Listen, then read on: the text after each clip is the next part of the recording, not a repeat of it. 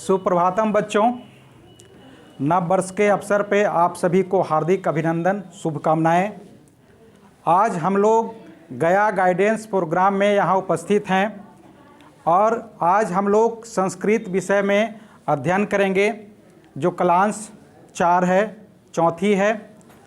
हम लोग आज कुछ ऐसे ट्रिक्स के विषय में जानेंगे जो परीक्षा में आने वाली संभावित है। मैं आपको कुछ ऐसे शॉर्ट ट्रिक्स बताऊंगा जो कम समय में आप ज़्यादा हल कर सकते हैं, ज़्यादा प्राप्तांक ला सकते हैं। आज जो आपको मैं पढ़ाऊंगा, खास करके 2 चीज़ों को पढ़ाऊंगा। एक प्रश्न आपसे पूछे जाते हैं अपठित गद्यांश, इसको मैं पढ़ाऊंगा। दूसरा आपसे पूछा जाता है पत्र लेखनम, आज मैं उसको ही पढ़ाऊंगा। तो आज के क्लास में ये 2 मुख्य विषय हैं जिसको विस्तृत रूप में हम लोग जानेंगे और सीखेंगे। तो चलिए हम लोग अब ध्यान देते हैं और यहाँ शुरुआत करते हैं। इससे पहले मैं बता दूं कि मेरा नाम महेश कुमार राम है।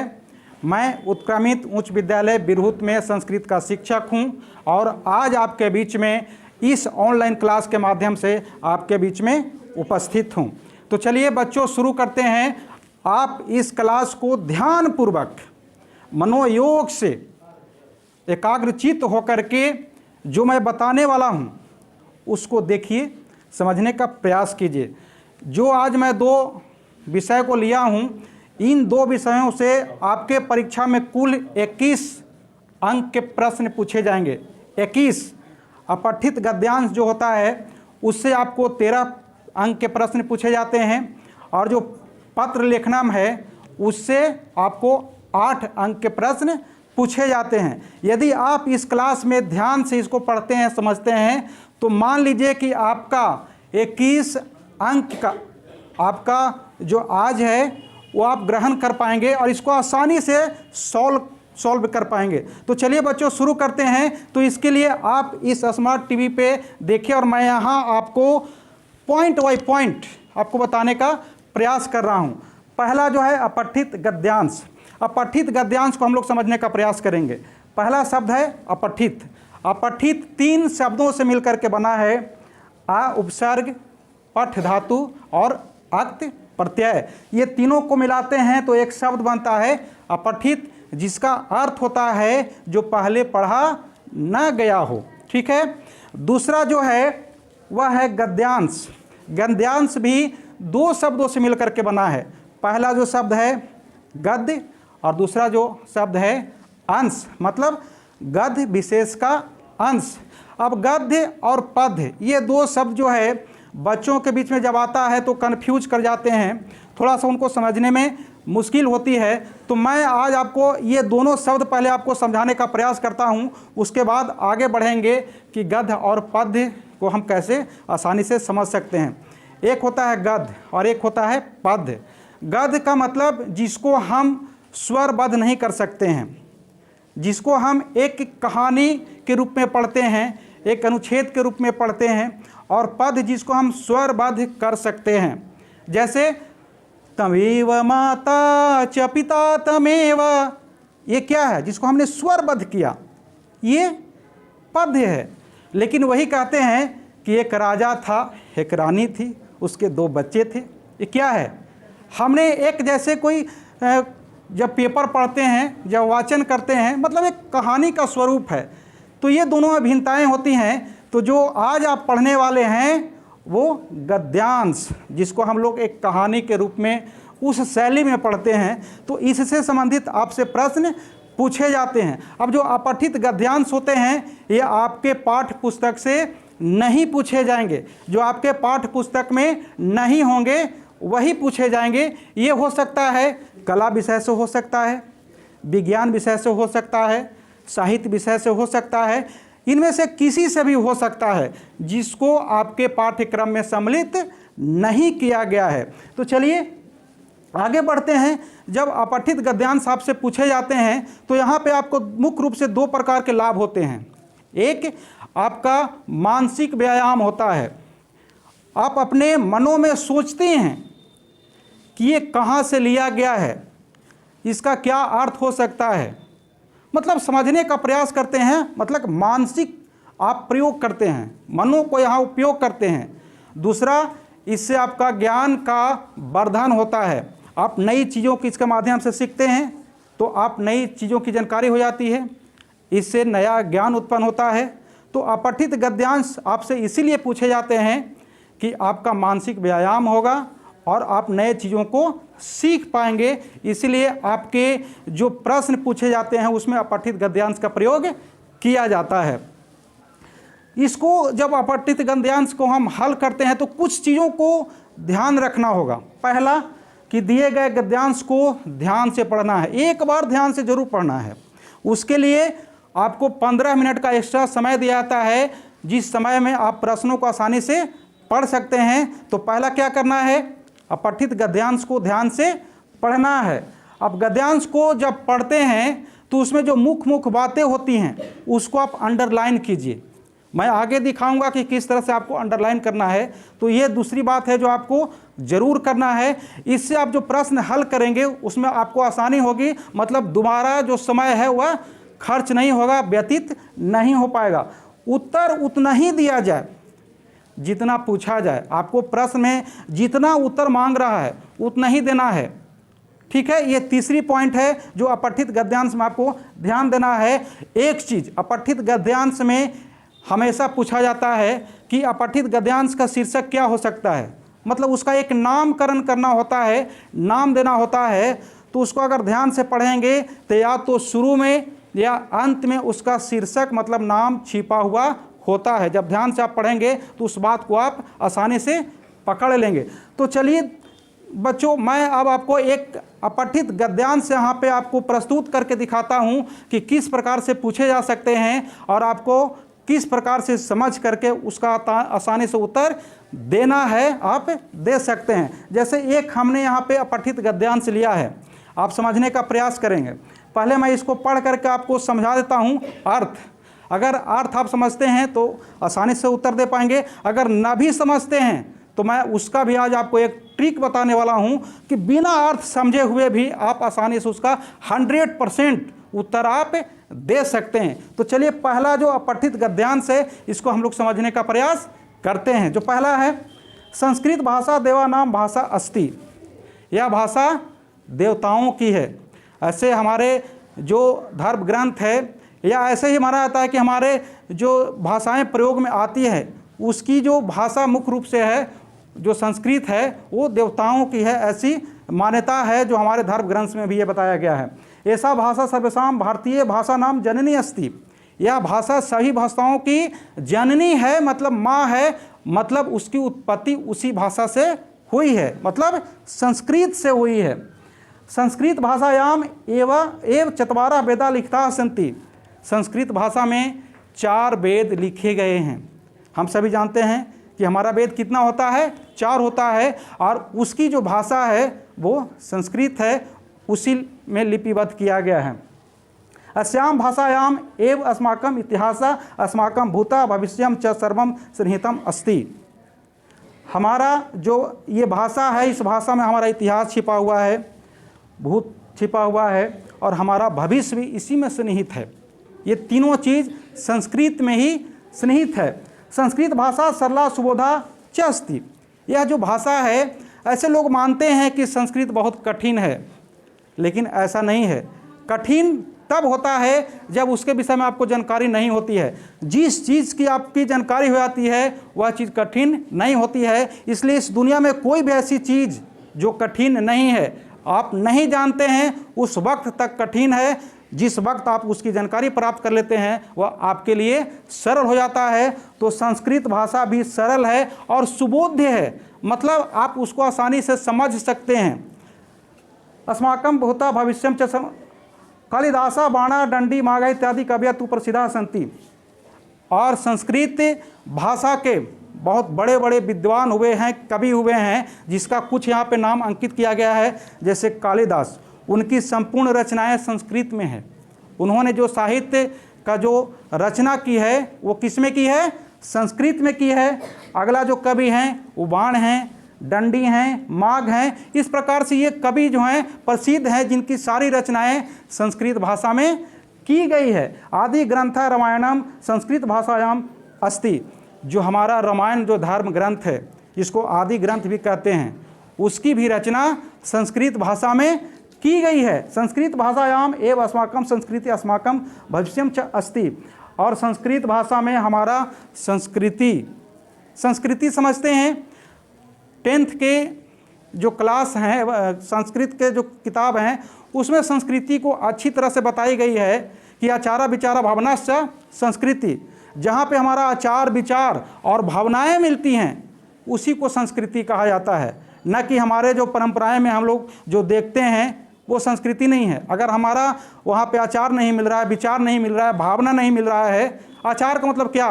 खाने वाला आचार, आचरण, है ना। अगर ये तीनों चीज़ मिल जाती हैं तो वही मुख्य रूप से संस्कृति है, जो हमारे ये संस्कृत में ये दर्शाता है। चलिए, इस अपठित गद्यांश के माध्यम से मैं आपको बताता हूँ कि अगर आपसे प्रश्न पूछे जाते हैं तो किस प्रकार से आपको हल करना है। अगर आप अर्थ समझ जाते हैं तो आसानी से हल कर पाएंगे, लेकिन मैंने आपको बताया कि अगर अर्थ भी नहीं समझ रहे हैं, फिर भी मैं आज आपको ट्रिक्स बताने वाला हूँ, जिसके माध्यम से आप 100% प्रश्नों का उत्तर दे पाएंगे। अब इस अपठित गद्यांश से कुछ हमने प्रश्न लिया है, जो आपको यहाँ पे मैं बताने का प्रयास कर रहा हूँ। पहला जो है, देवानाम भाषा का अस्ति। देवताओं का भाषा कौन है? अभी हमने बताया क्या है? संस्कृत है। तो हम लोग आसानी से समझ पाएंगे, इसको दे पाएंगे, क्योंकि इसका अर्थ हमने समझ लिया है। ठीक है। अगला जो प्रश्न है, आदि ग्रंथ का अस्ति। आदि ग्रंथ कौन है? रामायण है। अभी हमने पढ़ा, आसानी से उत्तर दे सकते हैं।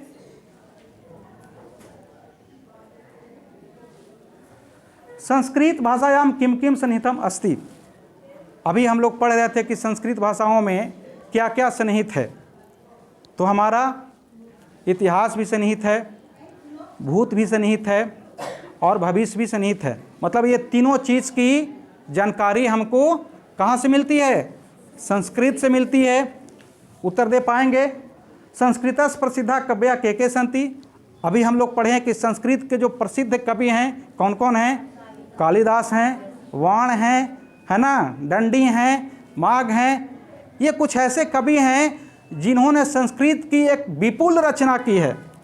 साहित्य ग्रंथों का इन्होंने रचना की है, इसलिए संस्कृत में इनका नाम बहुत पाया जाता है, अधिकांश पाया जाता है।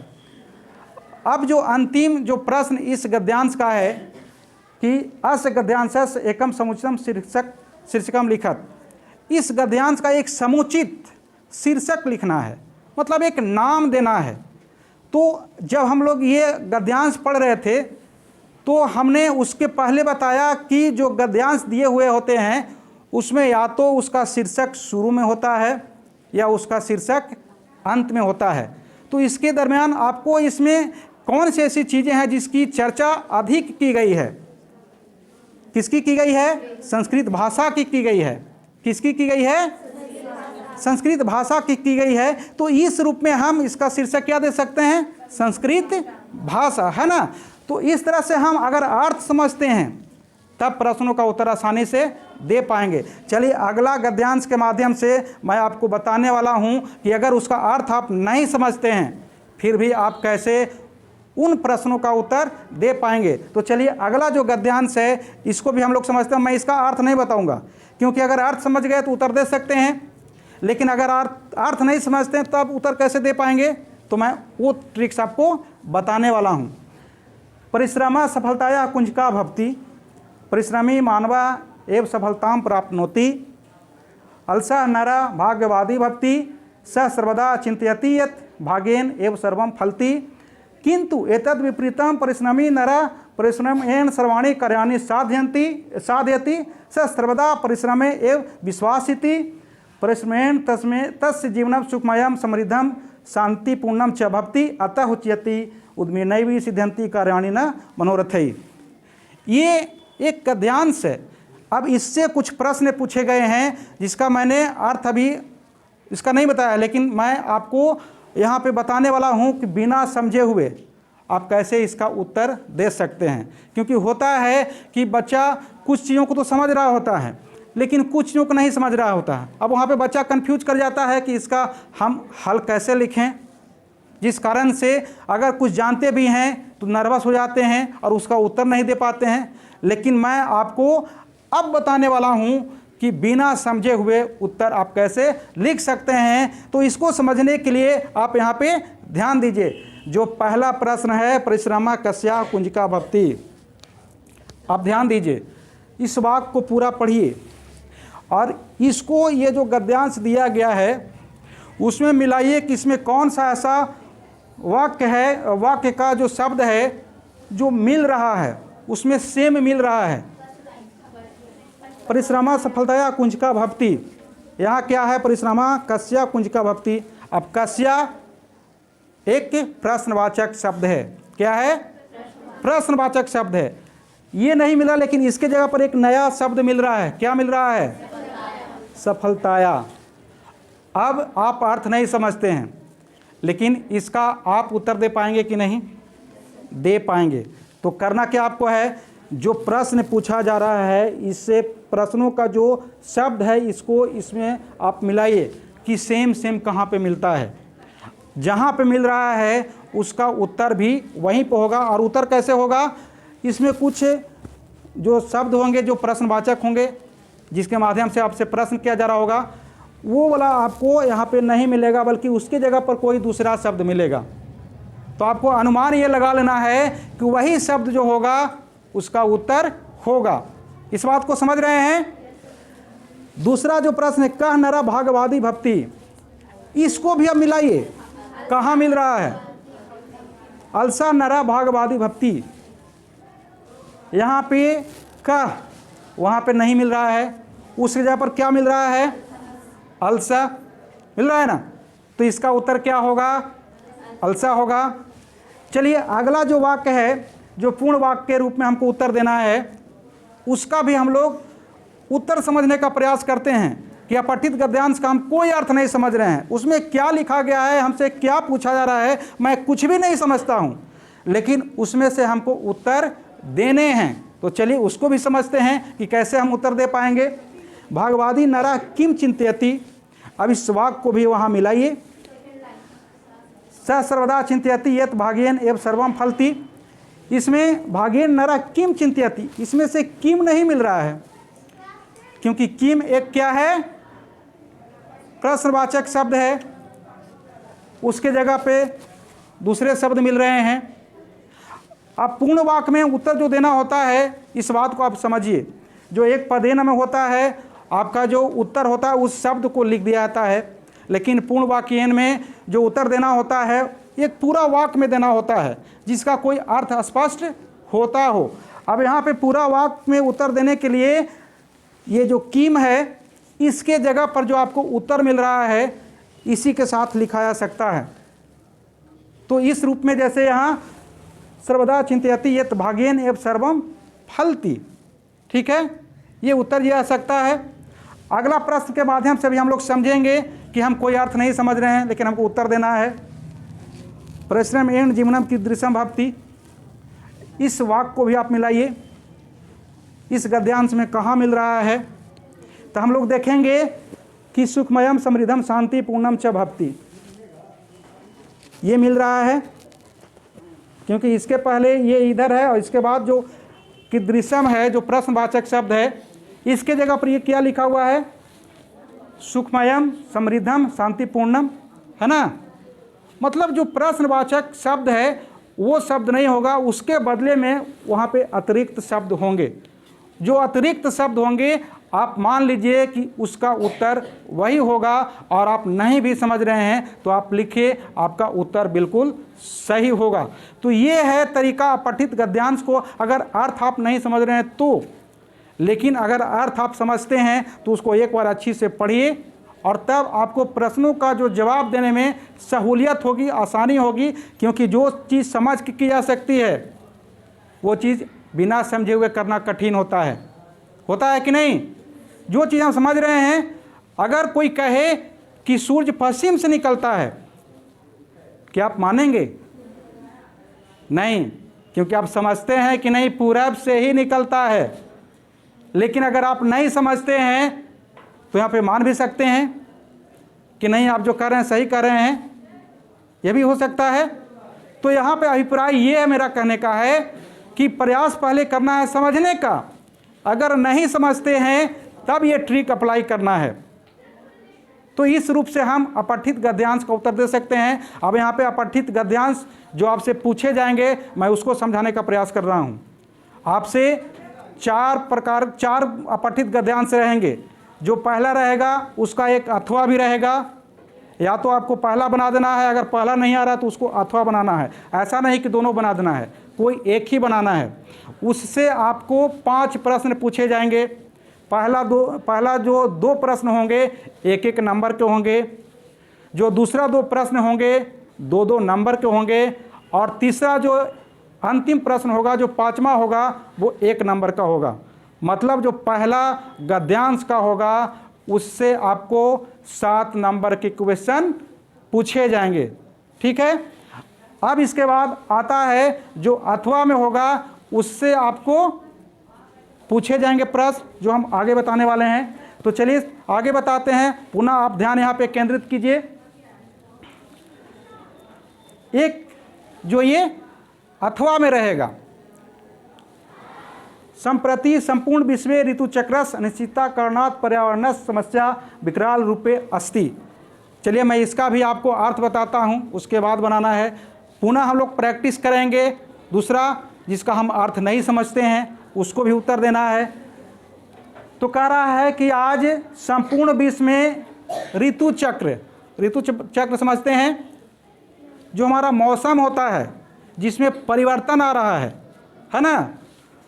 अनिश्चितता के कारण पर्यावरण का समस्या विकराल रूप में है, नहीं है। कभी देखते हैं कि वर्षा अधिक हो जाती है, कहीं वर्षा होती ही नहीं है। कभी गर्मी अधिक पड़ने लगता है ना, कभी ठंडा अधिक हो जाता है। तो इस प्रकार से ऋतु में क्या हो रहा है, परिवर्तन हो रहा है। ये क्यों हो रहा है, क्योंकि उसकी अनिश्चितता हो गई है। अतः ये पर्यावरण सुरक्षा अस्माभिः एव करणीय। इसलिए हम लोग क्या करना चाहिए, पर्यावरण का रक्षा करना चाहिए। हम लोग क्या करना चाहिए, रक्षा करना चाहिए।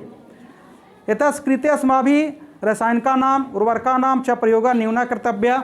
इसके लिए हम लोग क्या करना चाहिए, रासायनिक चीज़ों का प्रयोग कम करना चाहिए। आज जब खेती बाड़ी हो रही है, फसल का उत्पादन हो रहा है, या और भी बहुत से ऐसे चीज़ हैं जिसमें रासायनिक का प्रयोग किया जा रहा है, उर्वरक का प्रयोग किया जा रहा है। उर्वरक समझते हैं, जिसको हम लोग खाद्य भी बोलते हैं, है ना। इसका प्रयोग किया जा रहा है। इससे हो क्या रहा है, हमारे जो धरती माँ है वो बंजर होती जा रही है। फसल जो देने की क्षमता उसमें है वो कम होती जा रही है। इस तरह का प्रभाव देखे जा रहे हैं, और भी विकराल प्रभाव हैं। आज के डेट में कोई ऐसा व्यक्ति है जो कह सकता है कि मैं कोई भी बीमारी से ग्रसित नहीं हूँ, कहने वाला शायद ही नहीं मिलेगा। ऐसा इसलिए है कि हम लोग जो खाद्य पदार्थ उत्पादित कर रहे हैं उसमें धड़ल्ले से उर्वरक का प्रयोग कर रहे हैं, रासायनिक चीज़ों का प्रयोग कर रहे हैं, और यही कारण है कि वह हमारे शारीरिक जो बैलेंस है उसको बिगाड़ दिया है। और आज के डेट में हर व्यक्ति, हर इंसान कोई न कोई रोग से ग्रसित है, और इसका कारण जो है हम ही हैं, क्योंकि रासायनिक का प्रयोग भी हम ही कर रहे हैं, उर्वरक का प्रयोग भी हम ही कर रहे हैं। आगे चलते हैं। उद्योगसी धूमा नलिका उस तरह भयु। जो उद्योग होते हैं, जो कल कारखाने जिसको बोलते हैं, उससे जो धुआं निकलता है उसका नलिका ऊंचा होना चाहिए। क्या होना चाहिए, ऊंचा होना चाहिए। उद्योग आदे या नाम च धूमा परिष्कृत स्यात्। और जो उद्योग और गाड़ियों से जो धुआं निकलती है वह परिष्कृत होना चाहिए, मतलब उसको प्रयास किया जाना चाहिए कि धुआं रहित हो। जैसे हमारे बिहार राज्य में तो अभी ये लागू नहीं हुआ है, लेकिन दिल्ली एक केंद्र शासित प्रदेश है जहाँ पे जो गाड़ियाँ चलती हैं उसमें सीएनजी गैस डलाता है। गैस समझते हैं आप लोग, आपके घरों में खाना पकाने के लिए एक प्रकार का गैस प्रयोग किया जा रहा होगा। उसी प्रकार से गाड़ियों को चलाने के लिए आजकल सीएनजी गैस आ गया है। उससे होता क्या है कि उससे धुआं नहीं निकलता है, हमारा पर्यावरण दूषित नहीं होता है, क्योंकि पर्यावरण को हम लोग धुआं के माध्यम से ही बहुत व्यापक रूप से प्रभावित कर रहे हैं, गंदा कर रहे हैं, प्रदूषित कर रहे हैं। तो हम लोग को क्या करना चाहिए? सीएनजी जैसे गैसों का प्रयोग करना चाहिए गाड़ियों में, उद्योगों में, जिससे धुआं का निष्कासन न हो सके। मलिना नाम विषाक्ता नाम च पदार्था नाम निष्कासनम नदीषु न करणीयम। कहते हैं कि गंदगियों को, विषाक्त पदार्थों को निकाल करके नदियों में हम लोग को क्या करना चाहिए? प्रवाहित करना चाहिए कि प्रवाहित नहीं करना चाहिए? प्रवाहित नहीं करना चाहिए, है ना। उससे क्या होता है कि नदियों का पानी गंदा हो जाता है ना।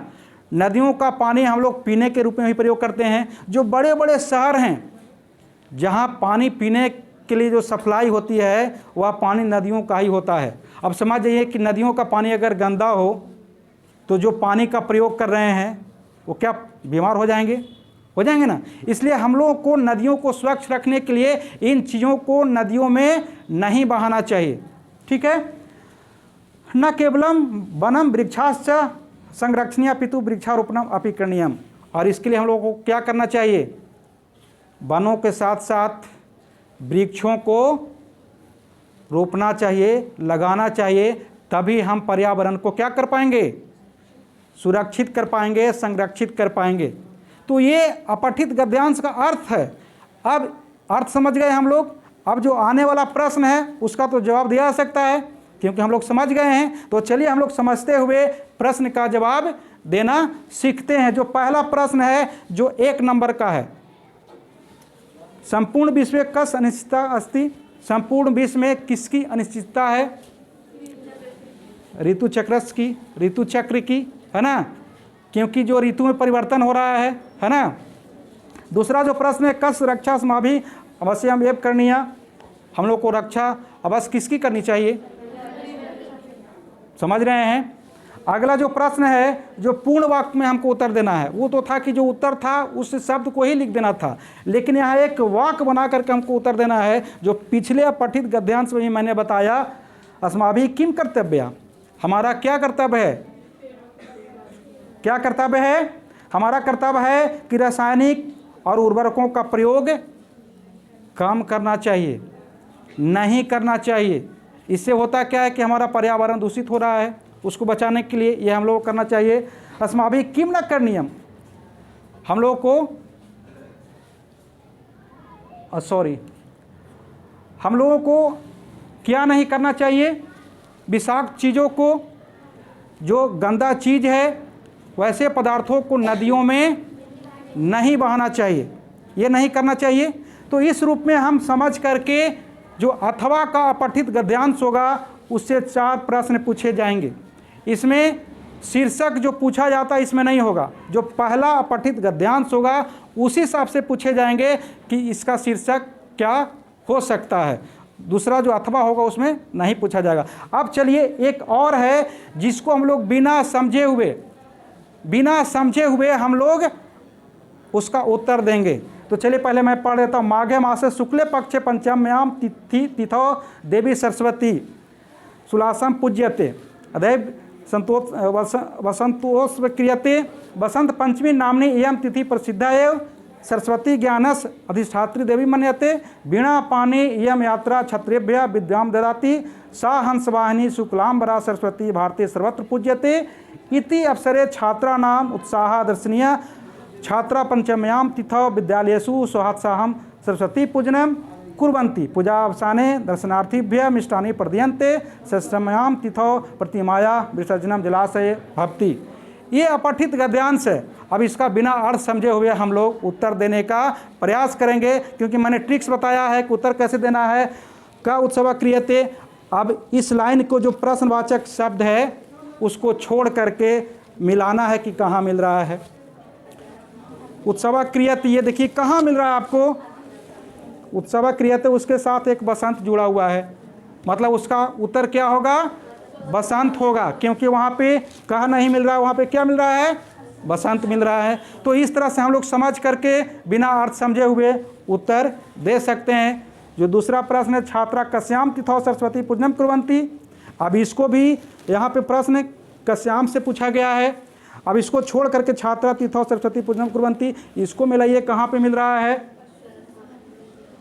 कहाँ पे मिल रहा है, ये देख रहे हैं इस लाइन में, है ना। यहाँ पे कौन सा शब्द मिल रहा है, पंचम्याम, है ना। पूर्ण वाक्येन उत्तरत में हमको फिर समझना है उसी प्रकार से, का ज्ञानस अधिष्ठात्री देवी अस्ति, इसमें का प्रश्नवाचक शब्द है, इसको छोड़ देना है, बाकी जो है उसको मिलाना है वहाँ पे। तो देखिए कहाँ पे मिल रहा है, ये मिल रहा है, उसके बाद क्या मिल रहा है, सरस्वती, जो यहाँ नहीं है उसकी जगह पर प्रश्नवाचक शब्द है, तो इसका उत्तर क्या होगा, सरस्वती, जो उसमें लिख देंगे, है ना। जो अंतिम शब्द है पूजावसाने किम प्रदयन्ते, इसमें देखिए किम प्रश्नवाचक शब्द है, इसको छोड़ दीजिए, बाकी पूजावसाने प्रदयन्ते खोजिए कहाँ पे है, आप देखेंगे, है ना।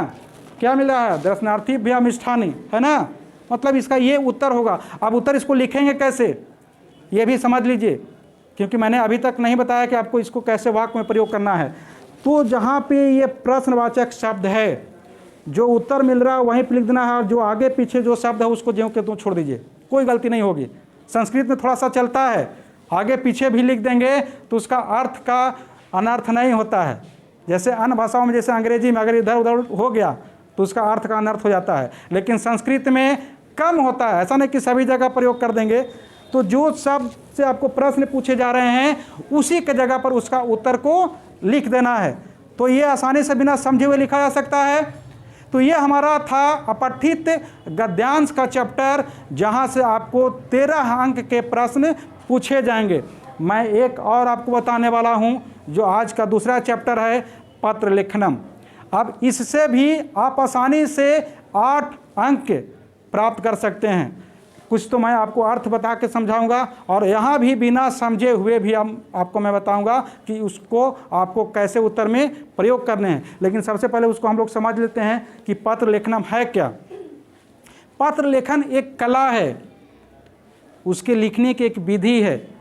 हम जैसे चाहेंगे वैसे नहीं लिख देंगे, वो पत्र नहीं हो सकता है। पत्र को लिखने के लिए उसका एक प्रारूप होता है, उस प्रारूप को हम सजाते हैं तभी एक पत्र का रूप ले पाता है। अब पत्र लिखते समय हम लोग क्या करते हैं, अपने भावना के विचारों को प्रकट करते हैं और अन्य लोगों तक पहुंचाते हैं। तो ये एक पत्र लेखन का कला है। अब पत्र लेखन करते समय भी कुछ बातों को हम लोग को ध्यान रखना चाहिए। पत्र में शुद्धियाँ होनी चाहिए, है ना। अशुद्धि का प्रयास नहीं करना चाहिए। अगर गलती से बाई मिस्टेक हो जाए तो अलग बात है, लेकिन जानबूझ करके कोई गलती नहीं करनी चाहिए। मतलब पत्र में शुद्धियों पे ध्यान देना है। एक अनुच्छेद में एक ही बात होनी चाहिए, जो हम कहना चाह रहे हैं उसी बात को लिखना है, न कि जो आया सो लिख दिया, ऐसा नहीं। पत्र में अनावश्यक बातें नहीं होनी चाहिए, और पत्र की जो मुख्य बातें हैं वह सही जगह पे होना चाहिए। कौन सा शब्द कहाँ लिखा जाएगा, इसको हमेशा ध्यान रखना है। अगर इस चीज़ को ध्यान नहीं रखेंगे तो जो पत्र का प्रारूप है वो बिगड़ जाएगा। तो चलिए मैं आपके सामने एक पत्र प्रस्तुत कर रहा हूँ कि ये किस प्रकार का हो सकता है, आपसे कैसे पूछे जा सकते हैं। चलिए, पत्र 2 प्रकार के होते हैं, एक औपचारिक और दूसरा अनौपचारिक। हम लोग समझते हैं पहले औपचारिक पत्र वे होते हैं जिनके पास हम लिख रहे हैं उनसे हमारा कोई परिचय नहीं होता है, और वैसा क्या होता है, कार्यालय में लिखा जाता है ना, सरकारी हो या गैर सरकारी हो। मुख्य रूप से कार्यालय में जो हम लोग लिखते हैं वो औपचारिक होता है। एक होता है अनौपचारिक जो हम लोग अपने परिचितों के पास, सगे संबंधियों के पास जो लिखते हैं वो पत्र अनौपचारिक होता है। मतलब वहाँ पे हम अपनी दिल की भावना को प्रकट कर सकते हैं, लेकिन औपचारिक में नहीं कर सकते हैं। तो चलिए हम पत्र के प्रारूप पे आते हैं और यहाँ पे समझने का प्रयास करते हैं कि कैसे लिखा जाता है। अब ध्यान देंगे, आपसे 2 तरह के प्रश्न पूछे जाएंगे पत्र के माध्यम से। एक मित्र के पास निश्चित होगा, दूसरा पिता के पास।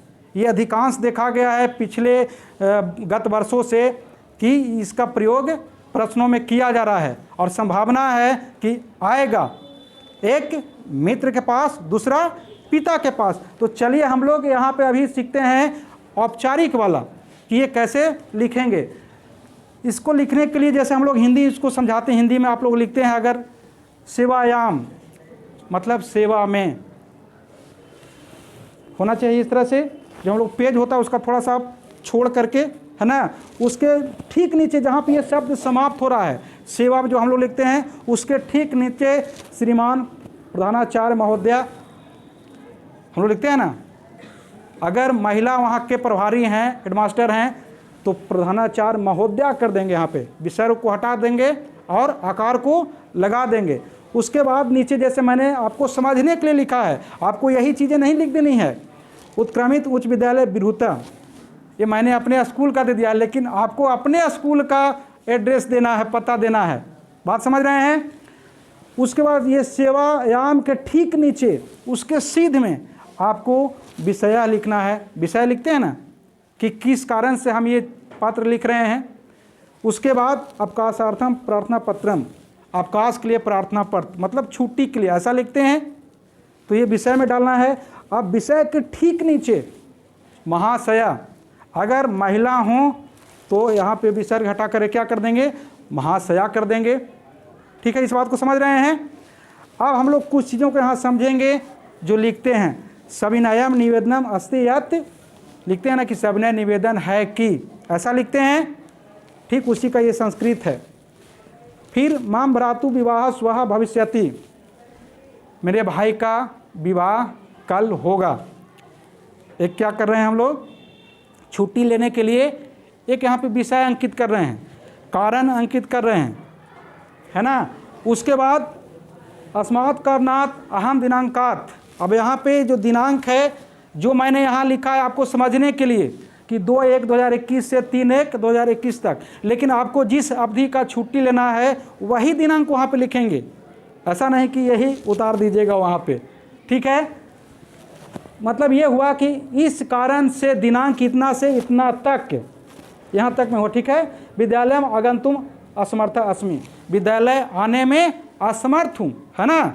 मेरे भाई का कल विवाह होगा, इस कारण से दिनांक इतना से इतना तक विद्यालय आने में असमर्थ हूँ। ऐसा हम लोग हिंदी में लिखते हैं, सेम वही हमने संस्कृत में किया है। अतः श्रीमाता प्रार्थना अस्ति यद मह्यम उक्तम उक्त अवकाशम दत्वा उपकुर्वन्तु व अनुगृह्णन्तु, श्रीमान प्रार्थना है कि मुझे उक्त अवकाश मतलब इतना से इतना तक, वहाँ लिखना नहीं है, उक्त का मतलब वो हो गया कि आपने जितना दिनों का लिखा है उसका हो गया, मुझे अवकाश देने का उपकार करें या अनुग्रहित करें, ऐसा लिखना है। अब आपको यहाँ पे समझना है। फिर इस तरफ आप दाएं तरफ में भवताम शिष्या या शिष्या लिखते हैं ना कि आपका आज्ञाकारी छात्र या छात्रा, ऐसा लिखते हैं। तो वहाँ पे आपको क्या लिखना है, भवताम शिष्या या शिष्या, उसके बाद आपका अपना नाम लिख देना है, वर्ग में अपना नाम लिख देना है, और अनुक्रमांक में आप अपने रोल नंबर लिख सकते हैं। ठीक है, ये 3 चीज़ें लिखना है आपको। अब मैं आपको बताने वाला हूँ कि आपको कुछ चीज़ों को याद कर लेना है, रट लेना है संस्कृत में। आपको सिर्फ एक ही वाक्य को अगर प्रयोग करेंगे तो आपका जो एक आवेदन पत्र होगा औपचारिक, वो लिखा जाएगा। थोड़ा सा नीचे कीजिए। इस अभी जो मैंने बताया इसमें ध्यान दीजिए, आप लोग ध्यान दीजिए कि इसमें सिर्फ आपको माम भ्रातु विवाह स्व भविष्यति, ये जो है एक वाक्य, इसी वाक्य की जगह पर आप कोई अन्यत्र वाक्य लिख सकते हैं, बाकी सेम चीज़ चलेंगी, कहीं आपको बदलने की आवश्यकता नहीं है। इसको आप रट लीजिए कि कहाँ पे कौन सा शब्द लिखा जा रहा है। सिर्फ आपको बदलना क्या है, यहाँ से यहाँ तक, बाकी सब दिनांक पहले ही मैंने बताया कि आप बदल सकते हैं, बाकी आप सेम लिखेंगे, कहीं कोई गलती नहीं होगी। तो ये ध्यान देंगे कि इसमें आपको सिर्फ 2 जगह, एक किस कारण से आप ये पत्र लिख रहे हैं और दूसरा कितना से कितना तिथि तक, यही 2 चीज़ आपको बदलना है, बाकी इसमें आपको कोई बदलने की आवश्यकता नहीं है। इसलिए आपको कंठस्थ इसको रट करके याद करना है, क्योंकि अब समय नहीं है, अगले महीने आपकी परीक्षा होने वाली है। तो चलिए अब दूसरा पत्र हम लोग समझते हैं। ये हो गया पहला पत्र। दूसरा पत्र है, देखते हैं कि अपने विद्यालय में लाइब्रेरी होता है या परीक्षा शुल्क होता है, विकास शुल्क होता है, ऐसा लिया जाता है, लेकिन हम उसके आधार पर पत्र लिख रहे हैं, तो कैसे लिखेंगे। सेवायाम यही रहेगा, मतलब सेवा में। फिर श्रीमान प्रधानाचार्य महोदया, अगर महिला हैं तो महोदया कर देंगे, अभी मैंने आपको समझाया। विद्यालय का नाम लिख देंगे। फिर विषय में यहाँ पे विद्यालय शुल्काय क्षमा पत्रम, यहाँ शुल्क के लिए लिख रहे हैं, फी के लिए लिख रहे हैं, तो सिर्फ इसको आपको लिख देना है, बाकी वही रहेगा। फिर महाशया वही रहेगा। फिर सविनयम निवेदनम अस्ति यत् मम पिता एक निर्धन कृषक अस्ति, सविनय निवेदन है कि मेरे पिता एक निर्धन किसान है। क्या है? किसान है। इस वाक्य में आपको क्या परिवर्तित करना है? सिर्फ कृषक के जगह पे ही अलग अलग शब्द प्रयोग करना है। मान ली कि अध्यापक ही हो सकते हैं, अध्यापक भी गरीब होते हैं, तो अध्यापक लिख देंगे। हो सकता है कि आपके पिता कर्मचारी हों, तो कर्मचारी भी गरीब हो सकता है, तो वहाँ कर्मचारी लिख देंगे। बाकी सब सेम रहेगा। तस मासिक आय अति न्यूना अस्ति, ये ज्यों के त्यों रहेगा कि उनका मासिक आय बहुत कम है। न्यूना है मतलब कम है। च मम परिवारे 5 सदस्य सन्ति, यहाँ पे आप एक चीज़ चेंज कर सकते हैं। 5 के जगह पर यहाँ पे लिखा गया है कि मेरे परिवार में 5 सदस्य हैं। हो सकता है 8 भी हो सकते हैं, 10 भी हो सकते हैं, या 5 से कम भी हो सकते हैं। तो यहाँ पे आप चेंज करेंगे, और अगर नहीं भी चेंज करेंगे तो चलेगा। आपसे परिवार के सदस्य पूछा नहीं जा रहा है, आप दे रहे हैं कि अधिक होने के कारण, है ना। ये शाम भरण पोषणम एवं कष्टेन भवति, जिसका भरण पोषण कठिन होता है। क्या होता है? कठिन होता है, क्योंकि आय कम है, इनकम कम है, सदस्य ज़्यादा हैं, इस कारण से भरण पोषण में भी कठिनाई होती है। अस्मात् कारणात् विद्यालय शुल्कम प्रदानम अति कठिनम अस्ति, इस कारण से विद्यालय शुल्क प्रदान करना कठिन है। क्या है? कठिन है। तो ये भी बात आपको ज्यों को त्यों याद करना है। सिर्फ शुल्कम के जगह पर क्या हो सकता है? विकास शुल्क हो सकता है, परीक्षा शुल्क हो सकता है, लाइब्रेरी शुल्क हो सकता है। ये चेंज करके लिखना, बाकी सेम चीज़ वही रहेगा। फिर अतः श्रीमता प्रार्थना अस्ति यद मम विद्यालय शुल्कादि क्षमा कुर्वन्तु, ये सेम रहेगा। इसमें आपको चेंज नहीं करना है। सिर्फ चेंज कहाँ कर देंगे? शुल्कादि की जगह पर अगर आप देना चाहते हैं तो परीक्षा शुल्क हो सकता है, लाइब्रेरी शुल्क हो सकता है, विकास शुल्क हो सकता है, वो लिखेंगे। बाकी सेम रहेगा। नीचे भवताम शिष्या शिष्या, ये भी सेम रहेगा। तो ये 2 तरह से आपको औपचारिक पत्र लिखने हैं, और संभवतः ये पूछे जाएंगे, क्योंकि हर परीक्षा में पूछा जाता है। इसलिए आप इसको रट करके क्या करेंगे? कंठस्थ कर लेंगे, क्योंकि समय नहीं है। अब मैं आगे चलता हूँ और अब आपको बताता हूँ कि आपसे अनौपचारिक कैसे पत्र लिखने हैं और कैसे आपसे पूछे जाएंगे। अनौपचारिक का मतलब होता है जो आपके संबंधी होते हैं, जो परिचित होते हैं, उनके पास आपको पत्र कैसे लिखना है ना। तो चलिए इसको समझते हैं। हमने लिखा है परम पूज्य पितृ महाभागा, पिता के पास जब लिखते हैं तो लिखते हैं ना आदरणीय या पूजनीय, ऐसा लिखते हैं। तो हमने लिखा है पूजनीय पिताजी, है ना, ऐसा बोलते हैं हम लोग हिंदी में। फिर चरणेषु प्रणाम, क्या करते हैं? चरणों में प्रणाम, ऐसा लिखते हैं ना हम लोग। हमने संस्कृत में वही चीज़ को लिख दिया है, तो ये सेम रहेगा। अतः कुशलम तत्रास्तु, यहाँ कुशल है वहाँ भी कुशल से होंगे, ऐसा हम लोग लिखते हैं। सेम ये रहेगा, इसको बदलना नहीं है। अस्मिन पत्रेन कथनीयम अस्ति यत्, इस पत्र में कहना है, इस पत्र में कहना है, क्या कहना है कि मम वार्षिक परीक्षा समाप्तिम गता, मेरा वार्षिक परीक्षा समाप्त हो गया है। क्या हो गया है? वार्षिक परीक्षा समाप्त हो गया है। अस्माकम विद्यालय सर्वे छात्र शिक्षकै सह शैक्षिक भ्रमणार्थ गमिष्यन्ति, हमारे विद्यालय के सभी छात्र और साथ में शिक्षक भ्रमण के लिए जाएंगे। कहाँ जाएंगे? भ्रमण के लिए, घूमने के लिए। टूर का पैसा आता है ना स्कूल में घूमने के लिए, तो जाएंगे। तो यहाँ पे हमको ये चीज़ें सब सेम लिखना है। आपको बदलना होगा तो सिर्फ यहाँ पे आप बदल सकते हैं। मैं आपको नीचे एक प्रारूप बताऊंगा कि क्या क्या चीज़ वहाँ पे आप बदल के लिख सकते हैं। तो चलिए आगे बताएंगे। उसके बाद है अहम अपि अस्याम भ्रमणार्थम गंतुम इच्छामि, मैं भी भ्रमण के लिए इच्छा रखता हूँ, मतलब मैं भी घूमने जाना चाहता हूँ, ऐसा अर्थ है। तो इसमें अहम अपि सेम रहेगा, यहाँ से यहाँ आप बदलेंगे। मैं आगे बताऊँगा कि यहाँ पर आप कौन कौन सा बदलेंगे, आपको गृह कार्य के रूप में मिलेगा। एतद् अर्थम भवता मम मार्ग व्ययार्थम रूपकानि संप्रेषयन्तु, आप मुझे, है ना, जो रास्ते का खर्च है उसके लिए क्या करें? पैसा भेजें। इसका अर्थ ये है, क्या भेजें? पैसा। क्योंकि भ्रमण करने जाएंगे, सबके पास पैसा रहेगा, कुछ ना कुछ लेके खाते रहेंगे, और मेरे पास नहीं रहेगा तो कैसा लगेगा, है ना, खराब लगेगा। तो इसलिए अपने पिता से कुछ पैसे मंगाने हैं, ये लिखा गया है। फिर उसके बाद च मातृचरणियों मम प्रणामा श्रेष्ठेभ्यो प्रणामा कनिष्ठेभ्यो स्नेह। ये वाक्य आपको सेम लिखना है, सभी में लिखना है। क्या लिखना है कि माँ के चरणों में प्रणाम, लिखते हैं ना, माँ के चरणों में प्रणाम, जो हमसे बड़े हैं उनको ही प्रणाम, और जो हमसे छोटे हैं उनको स्नेह, ऐसा लिखा जाता है। तो ये प्रारूप सेम रहेगा, आपको सेम लिख देना है। उसके बाद नीचे भवताम पुत्रा पुत्री और अपना नाम लिख देना है। तो इस तरह से अनौपचारिक एक पत्र का प्रारूप होता है, आपको ये कंठस्थ कर लेना है। जहाँ पे ये अंडरलाइन किया गया है वहीं परिवर्तन होगा, बाकी कहीं पे परिवर्तन नहीं होगा, आपको कंठस्थ याद कर लेना है। एक और अनौपचारिक में, क्योंकि दो मैंने लिख के लाया हूँ ताकि आपको अच्छी तरह से समझ में आए। एक जो है पहले ही मैंने बताया कि एक पिता पे पूछा जा सकता है और दूसरा आपको मित्र पे पूछा जा सकता है। तो मित्र पे हम कैसे लिखेंगे, क्या विषय हो सकता है, चलिए इसको समझते हैं। प्रिय मित्र प्रेम, यहाँ पे आप अपने मित्र का नाम लिखेंगे। हमने आपको समझने के लिए एक उदाहरण के रूप में लिखा है प्रेम, है ना। आपका मित्र का जो भी नाम हो वो लिख देंगे। उसके बाद सब प्रेम नमस्ते, नमस्ते हम लोग बोलते हैं ना अपने मित्र को, तो ये सेम रहेगा। अब क्या लिखना है उसको समझिए। अत्र कुशलम तस्त्रास्तु, अभी मैंने बताया कि यहाँ कुशल है वहाँ भी कुशल से होंगे, इसका ये अर्थ होता है जो सेम लिखा जाता है आप सेम लिखेंगे।